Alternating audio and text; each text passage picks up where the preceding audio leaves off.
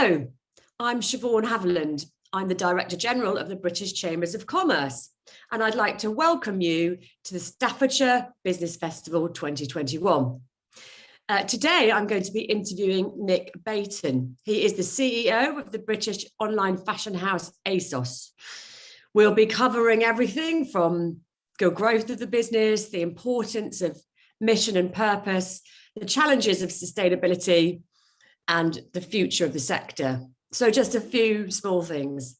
To watch this video again, or see many of the other fantastic events we've got this week as part of the festival, please go to staffordshirechambers.co.uk. Morning, Nick. Pleasure to introduce Nick Beighton, the CEO of ASOS. Needs no introduction, the online fashion retailer. Lovely to meet you, Nick. Morning, love to meet you. Thank you very much for agreeing to do this time together. I'm delighted to share something about ASOS and our journey and what we plan to do in the Staffordshire region and more. Yeah, really looking forward to it. Before we sort of kick off on the questions and the journey, I'd love to maybe hear a little about you and your background. Yeah, sure. I'm a father of 3 children and a beautiful, lovely wife I've been married to for 21 years. She probably needs more kudos than me for that accolade. I joined ASOS in 2008 when ASOS had just done 200 million turnover and was about 178 people in the organisation. This year it's 4 billion turnover and we're probably about 10,000, more than 10,000 people worldwide. I originally started as the finance director or CFO, became chief operating officer. I thought I'd do it for a while. I thought this thing called e-commerce might be interesting. I originally was from the north of England, or Nottingham precisely, where I was born, worked in the north all my life and then came down to London a few years later. I just fell in love with ASOS and found like it was ASOS and I were perfectly aligned in our interests, our skills, our views, our beliefs, and it's something that I don't think I could leave until I have to leave, regrettably. I don't think you're alone in loving ASOS, that's for sure. So that is quite incredible growth. What have been the main challenges around that growth, and what, what's the secret of your success? So there's a couple of first of all, great people. Yeah, so no one can achieve anything without great people. In terms of how you maintain that growth, you have to stay forever restless. You have to stay forever work in progress. As a leader, as a company, you have to look at every bump on the road as an opportunity to fix. You don't judge, you use judgment. And you make sure you're focused on your customer and your people. And if you invest wisely and you keep on staying with those principles, everything it becomes digestible in chunks. And also remember, we're only selling clothes. Yeah, and so we should be having fun along the way. Yeah. Very important to have fun along the way. And I love that. I love the idea of people and staying restless. That's a great thought. So tell us about the new distribution centre you're opening in Lichfield, speaking of people, and obviously big warehousing and logistics jobs there. And some people might say that those sort of jobs aren't, as interesting as others. How do you support your teams there and, help them really value their work? Sure. Before I do that, a couple of things of context. I refer to ASOS as purpose-driven, mission-led, guided by values, right? And then, and the purpose is to give people the confidence to be whoever they want to be. That's what brings us to work. That drives us to create product and experiences for our customers and our people. It's the same. Our mission is to be the world's #1 destination for fashion-loving 20-somethings globally. Our values are to be authentic, brave, creative, and disciplined. And all of those things are how we bring to bear the work we do in various areas. About 10 years ago, we opened our first major distribution centre in Barnsley. I grew up in a mining town in Nottinghamshire, and the Barnsley warehouse was on the former colliery of Grindthorpe. At peak, there was something like 6,000 men and women, predominantly men, working in that site in the colliery. And ASOS now employs 4,500 people in Barnsley. We're the largest private employer. Wow. You only achieve that kind of accolade with a stable workforce by doing things correctly by the people who work there, treating them fairly, paying them appropriately. And during the course of that time, I'm delighted that our team in Barnsley have been recognised for well-being in the workplace, recognised for the programmes for people. And actually, the 4,500 people there are probably over 300 roles that are significant management roles with significant skills around data science, around engineering, about automation, around mechanization. So there's quite a lot of things that I've been delighted about with Barnsley, and it's meant a lot to me because I know the type of town that Barnsley was. I grew up in a town like that. During the course of our period in Barnsley, I know we've invested about 150 million of capital and probably $1 billion in wages over 10 years. And the relationship with Barnsley is something that's top to bottom. I know the leader of the council in Barnsley, and I've spent a lot of time with him. We WhatsApp each other when there's an issue. He knows how to get me. I know how to get him. And so Steve will go, Nick, you need to be aware about this, or what's your opinion on this, and vice versa. So those relationships go beyond just the transactional. That's how we like to work, which is the derivative of our values, which is why I started with the way I did. We've recently announced a youth centre in Barnsley. And this is a £9 million youth centre that we're co-funding with the Barnsley Council and other partners to reduce the antisocial disorder in the community. Just give someone an interest. And so you can do sports, you can do design, you can do craft, you can just hang out.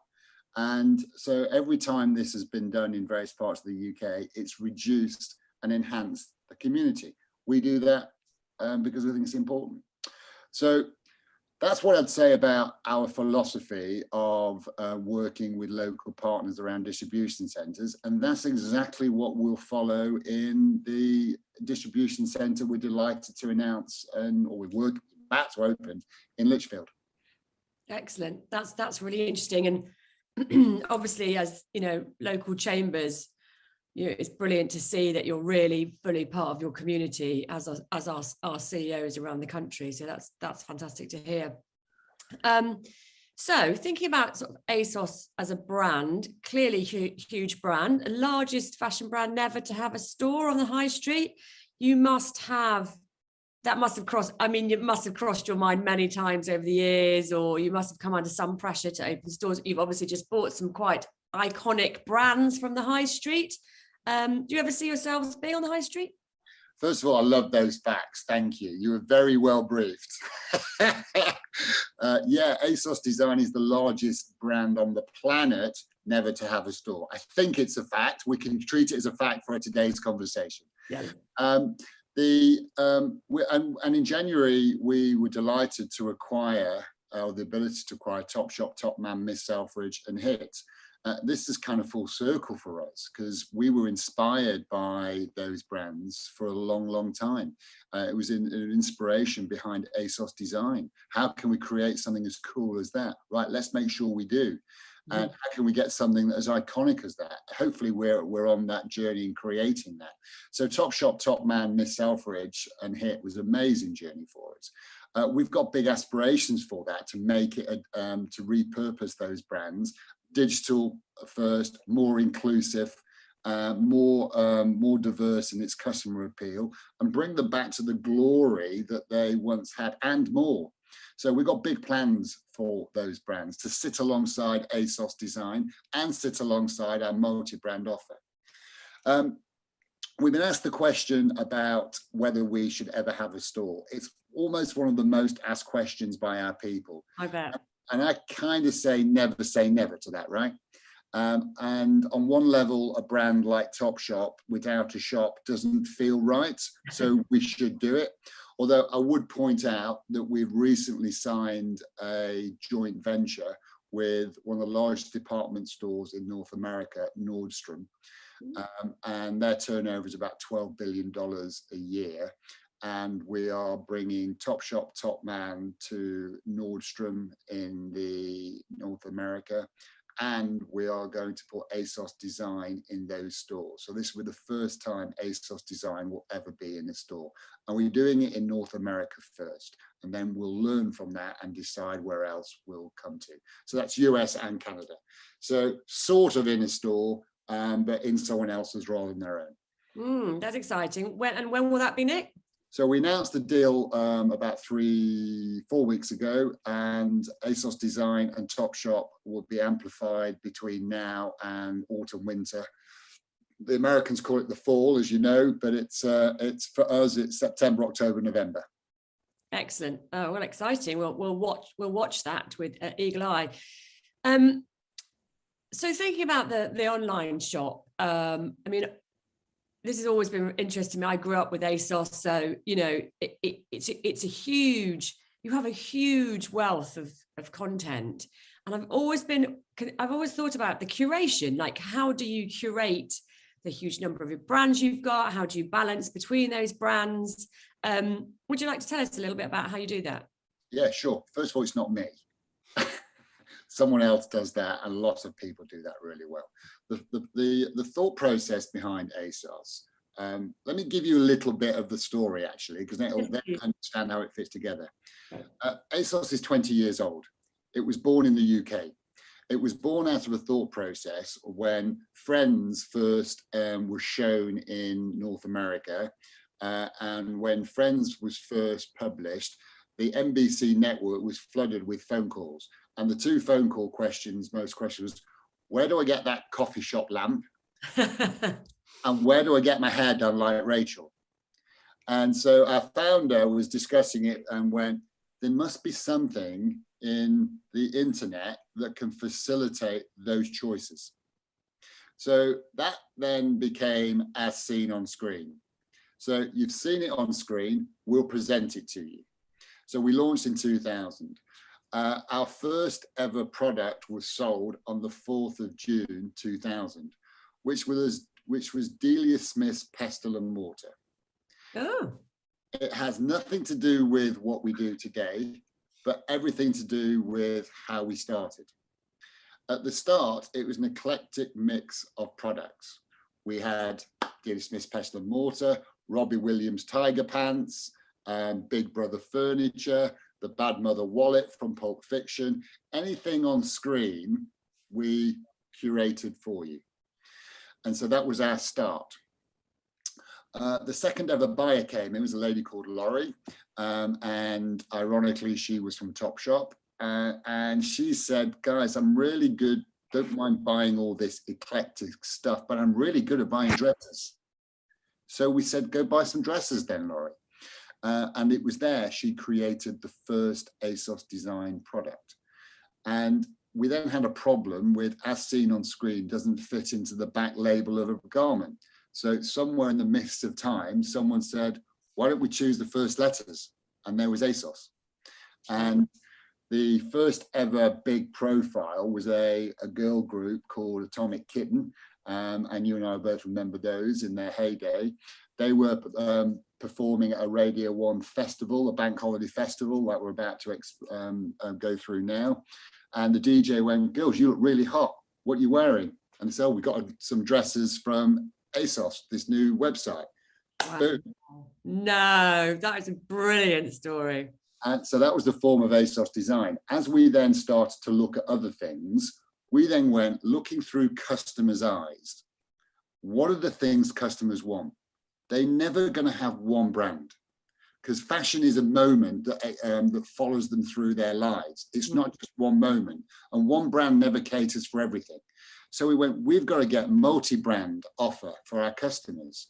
So we'll anchor it around this thing called ASOS Design, and we'll make sure we should get you covered from going out to working out to hanging out. and then we'll curate the rest. And we'll curate the rest. Imagine it's a magazine that unfolds in front of you, and everything within that magazine is for you, by you, endorsed by people just like you. If it's in that magazine, it's for you, you've got to have it, and it's all shoppable. So that was the thought process between ASOS Design and then the curation. And if we've got it curated for you, and you're a 20-something mindset, if not 20-something, and you love your fashion, your working out, your beauty, if we've got it, you should have it. If we haven't got it, we've curated it for a reason. That's the logic. Now, that's done by all our buyers, all our designers, of which there are about 1,200 of them working in London today doing those things. 1,200, wow. I think for me as well, the joy of shopping at ASOS when you were, when it was growing early on, was the speed of delivery. And if I haven't been briefed on this bit, but if I remember rightly, free returns. So actually, it just changed the world of online shopping from something a bit inconvenient to super easy. And that was a game changer. There's a couple of game changers during the course of our journey. One was going to ASOS Design, which was the conversation with Laurie. Then it was the Atomic Kitten accelerating it. Then it was go multi-brand. Then we went, we've got to get this fast. Yeah. So next day delivery. Then we've got to get this free. Then we've got to give them free returns too, because that's actually takes away all the friction of shopping online and brings them into our experience. And the best place to try on clothing is in your own bedroom, where you can mix and match it with your existing items and enjoy the experience. So how are we going to get that to our customers in a friction-free method as quickly as we can? Those were the thought processes. Free and fast, free returns. So they were also game changers. They're now table stakes for many e-commerce operations, but they were key moments for us, as was the adoption of social media. It was, we've got to find a way where social media becomes entwined in what we do. And so we adopted that 2007, right at the early onset.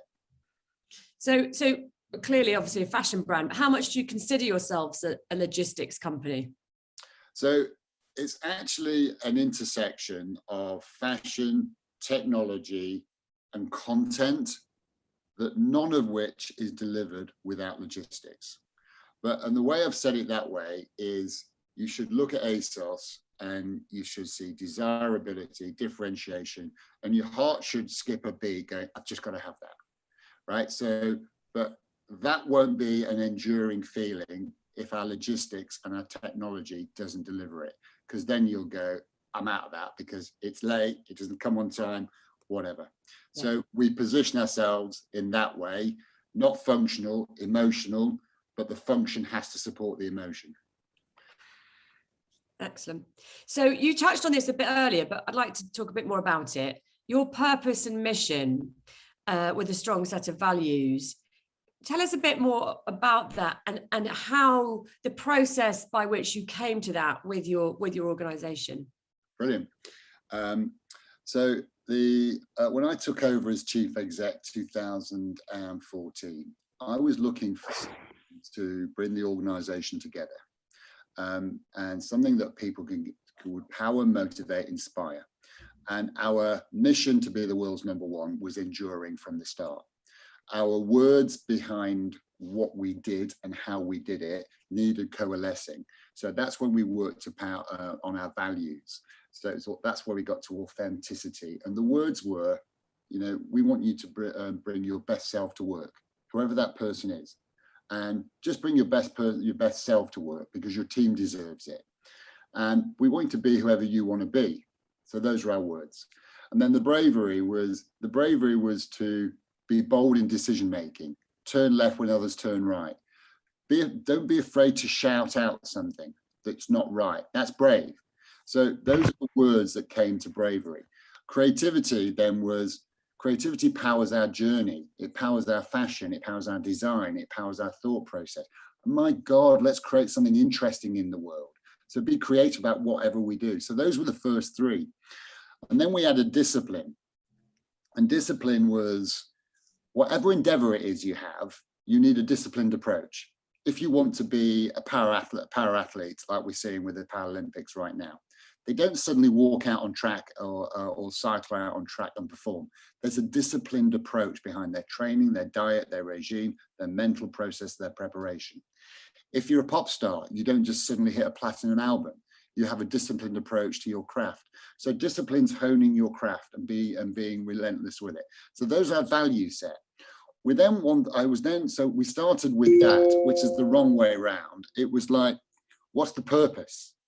What gets us out of bed? What binds it all together? So the purpose fell on my lap. It was a very serendipitous moment. I met a young lady called Michaela de Prince, who encapsulated entirely what we did and why we did it. And I was searching for that purpose. And I was lucky enough to meet this young lady at a Google Zeitgeist event many years ago. And she told her own story. And she was a 20-something young lady from Sierra Leone who had seen awful things happen to a mother, her sisters, a brother, a mother, a father, where a mother was raped, her father was killed in front of her as a 13-year-old daughter. She was rounded up into a camp. She found a magazine blow past the camp, which happened to be a ballerina. She kept it. She put it into her underwear because that ballerina picture was a picture of a healthy young woman, everything she wanted to be but wasn't able to express. So she then was taken to Holland by a foster family. The foster family asked her what she wanted to do. She said, I want to be a ballerina. She kept this picture. She went to ballet school and all the things she'd been through, she then encountered racism and discrimination. The ballet school was underfunded and they said, look, we're not sure this is for you. Maybe your daughter should do something else. We don't always think Black women have the right body shape for this type of endeavor. We should do something else. Her parents or foster parents went, you're going to do this. And she did it. Today, she's the principal ballerina in the Royal Dutch Ballet. Wow. So there's a story of endeavor, persistence, perseverance, determination. Her story is very simple. She goes, it doesn't matter what's happened to you. Never miss the moment to change your life when it's there. That's her story. How it became an ASOS inspiration for our purpose is I went up to speak to her at the end, and this young lady is about 5'4" in heels. And you can't tell, but I'm 6'3" and a bit of a lump. And I'd been crying listening to her story because it was so emotional. After I thanked her for telling her story, having the courage and the bravery to do it, she said to me all the things that were behind it.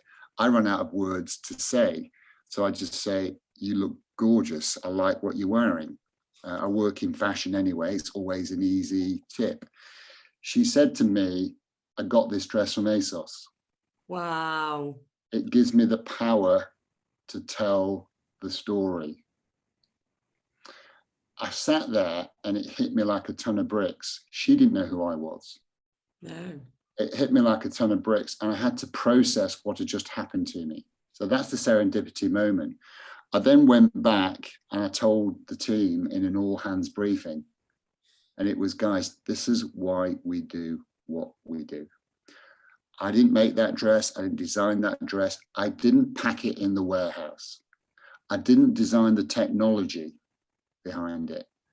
But somewhere during that journey, we delivered that confidence to that young lady to tell her story. That's why we do what we do. That's the connection of everything we do in ASOS. That's the power of our brand expressed through fashion. And every single person in the supply chain, from curation to delivery to the parcel, has a role in delivering that experience. That became our purpose. That was the inspiration behind that. And that's what we needed to kick us on to another level. That is an amazing story. I've got goosebumps. Wow, that's quite incredible. What a story to tell. I love that. Power and confidence. Love it. So moving on to something very topical of the moment. So, we're all trying to do our best for the planet. We're all trying to be more environmentally friendly, do things in a more sustainable way. Fashion, of course, gets a little bit of a bad rep in that area. How do you deal with that as a business? So we do fashion fast. We don't do fast fashion, and I'll separate the two. There was a tipping point in our journey, and the tipping point was in a journey when someone asked us, I can give you this bikini at this margin, or I can give you a 20% greater margin, but I can't speak for the ethics and the materials behind it. And we thought about it. That was around 2015. We thought about it and we went, that's not going to be our legacy. And I hadn't focused on it until I'd focused on it. And when I'd focused on it, I went, I don't want to be the CEO who has a moment to change and not be able to answer the question, what did you do when you had a moment to instant change? So that was not going to be my legacy. Fortunately, I have an awful lot of people in the organization who felt the same way, and it came together at the right time. We then launched what we call our Fashion with Integrity program. And the Fashion with Integrity program is this: there's enough things for you to worry about. You don't have to worry about how our products have been sourced. We will take care of it for you. We're not perfect, but we're getting better, and we will get better. So the aspects of it are people, products, plastics, planet. And people is the simple phraseology is wherever the ASOS brand falls, people are entitled to the right working conditions, the right wages, the right access to remediation, and freedom of association. So we encourage union representation, not only in our direct influence, but actually around the world where our products are made. Why? Because that gives you constant eyeballs, constant opportunity to actually understand what's happening on a day-to-day basis when you leave the premises. So that's our philosophy on people.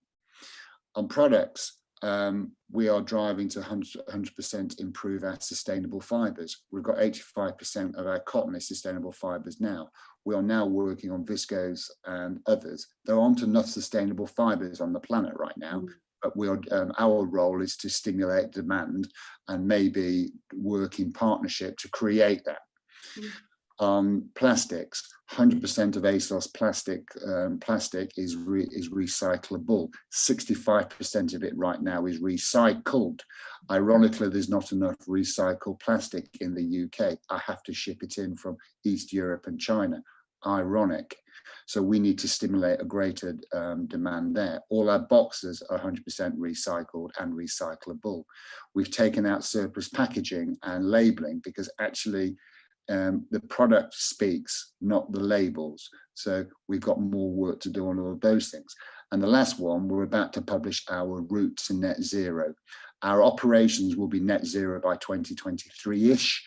And our entire impact should be net zero by 2030. So we're about to publish that at our next event. So the point I'm making here is ASOS is an organization that's aware of its impact on the planet. It's aware of its responsibility to its customers and its people, and it's aware of its responsibility in society. We can't solve all of these things. We need some help. But if we start stimulating the right things, done in the right way, using the power of our brand and the relationships that we have to form to improve these things, we can make change. That's our approach to most things. So that's a nice segue. Talking about partners, ASOS's partners, how do you think about who you work with, and how can smaller brands work with an organization as big as yours? Yeah, so if it's a fashion brand, let's say you have your own fashion brand. If you're a mega brand, we'd work with you, buy things with you, straightforward. We would help you with your design. We'll give you feedback on what's selling well, what's not selling well. We'd say, listen, you need to do a range here because we think this is going to work. So you'd get, that's one way of working with us. That's the bigger brand approach. a mid-tier brand approach, similar. And then it's right. We're probably going to not be able to work with you on the day-to-day basis the way we just described, but you can access our marketplace. Okay. List your product on our marketplace. You'll get ASOS traffic behind it, ASOS eyeballs behind it. You will start to see how your product resonates on a wider audience. And then what we love to do is elevate those. That's kind of panning for gold and go, here's something really cool. Let's take it onto the main site. So that's one level. Those are 3 levels. Then we might go through our marketplace technology. We're going to buy X% of your range direct. You can then list the rest and ship it yourself. So there's a number of ways for you to interact with us. That's how we do with fashion. If you've got an idea, then you should speak with our buyers and designers. They like to know. We've not done it for the last 18 months because of the pandemic. We do something called fashion discovery. Let's call it Dragon's Den for young designers. So every year we invite the best to come and present their idea. You work with our design team, you work with our buyers. We pick somewhere between 6 and 10. I end up judging them, going, they're all cool, let's have them, and then I get argued down into less. And then we put you on the main site and we back your product and your range. It's really lovely thing. We haven't done that for 2 years because of the pandemic. Those are one of the things we need to bring back. Yeah. That's exciting. So last 2 questions. Have you got an idea? Me? No. I have not many talents, and creativity isn't one of them. So, but thanks for asking. Facilitating others, there, right? I'm better at shopping. So let's have a moment on your lessons learned from the pandemic. So how you really see the sector shift. I'm sure it's been dramatic. And then we'd love to close on talking a bit more about the future and where you see the growth for ASOS. Yeah, sure. The pandemic has been brutal on people. It's been brutal on society, and it's created a whole different set of dynamics. Some of the people listening might go, well, you're online, it would have been straightforward. Well, actually, we sell fashion, and fashion is not only things that you wear in your home, it's also things that you wear when you're going out and doing things. If you are going out and doing things, you don't need a sparkly dress, high heels. And you don't need a suit. You don't need a new tailoring outfit. You might need a lot of jog pants. You might need a lot of going out gear. Sorry, you might need a lot of working out gear.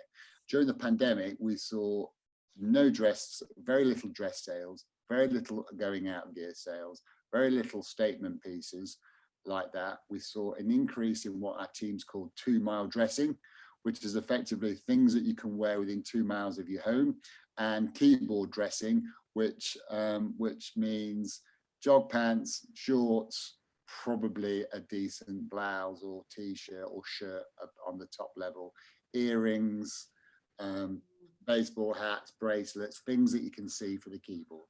So this totally switched our demand. Oh, face and body, makeup, beauty, moistures, absolutely on the increase. So it completely changed our business. So we had to change the shop in 6 weeks. So reorder, bring other things in, awful. So that was an awful lot of pressure on our teams. But when we went through this, we had to set out some principles. We've got to protect our people first. We've got to make sure our customers know we're protecting our people. We've got to therefore keep the business safe. So we went through it in that order. How do we keep our people safe? How do we give customers confidence we're doing the right things? How do we keep our business safe? And all 3 become aligned. And the business safe was, have we got enough cash to survive? And there was even the business size of ASOS, there was moments where we were going, well, we don't know when this is going to end. Yeah.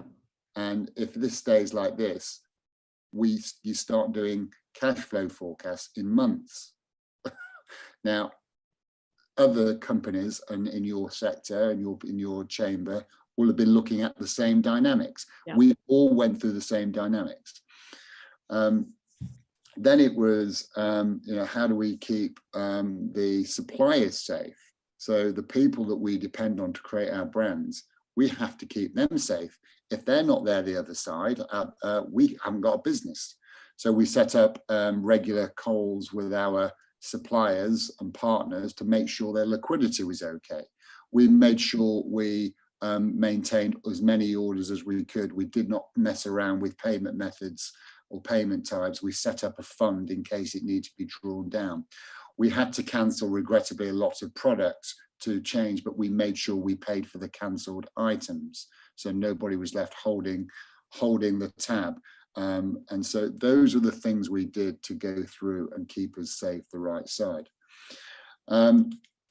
We've seen an awful lot of impact on our people, and there's probably an indelible bruise that we haven't yet seen. Who knows what working from home has done to us, and we don't know. Who knows what fear of infection's done to us? We don't know. So these are the things that I'm worried about. In terms of commercial changes, we have seen a step change in digitalization. Yeah, department stores that we've known and loved have had a radical shift, and if the numbers are something like this, if there was 500 department stores in the country, it's probably now 80. The numbers aren't quite right, but it's that proportion of change, and that digitalization will increase. So our high streets will be repurposed, have to be repurposed. Our high streets won't disappear; they'll just have to be repurposed. And so the impact of digitalization, high streets and local communities, and the impact of digitalization is going to be really interesting, something I feel passionate about. For a business perspective, things I learned was you've got to be more agile in the way you lead, manage and organize yourself. You've got to be more digital, which is weird for a digital business, but we've got to be more digital in our processes. We've got to think differently about how we source, where we source from, and use of technology. And we've got to be more financially robust. So this is the second time in my working life where something off the spreadsheet has threatened economic lives, and then business lives, and it all becomes the same. Yeah. So we've got to think differently about how we manage our business and our profile going forward.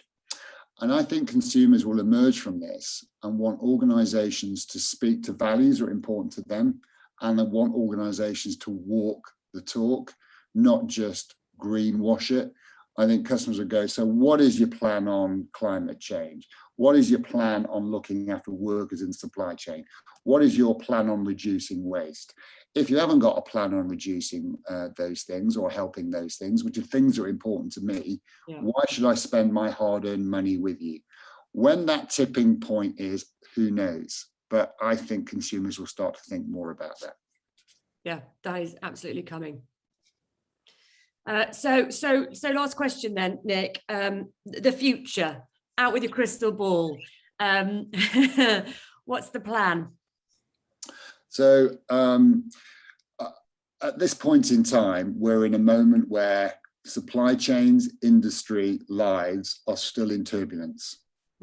And it's there's disruption everywhere and dislocation everywhere. When you have moments of dislocation and disruption, being brave, clear, sure-footed gives you a moment to capitalize on demand if you figure out that way to do that. So I am working hard with our teams on going, in this moment of turbulence, disruption, let's do what we can do, let's accept what we can't, and make sure we really double down on what we can. So those are the principles we're following. We are looking to expand our reach in the UK. We're looking to increase and double down in the North America and the Europe. In spite of all these challenges, we're looking to amplify the brand with some celebrity talent profile, big name designers that are quite excited about. So those are thought processes of thinking differently in this disruption in this moment. But our mission is to achieve greater than 10 billion revenues in the next 10 years. So we're gonna go again. we're addicted to that kind of growth. We think it's achievable. We think it's out there. It's got to be global. So we're looking to triple our turnover over the next 9 years. Excellent. Well, Nick, thank you. That has been absolutely fascinating. Great to hear that your growth is going to be, the right sort of growth in a sustainable way, driven by your people. That's fantastic.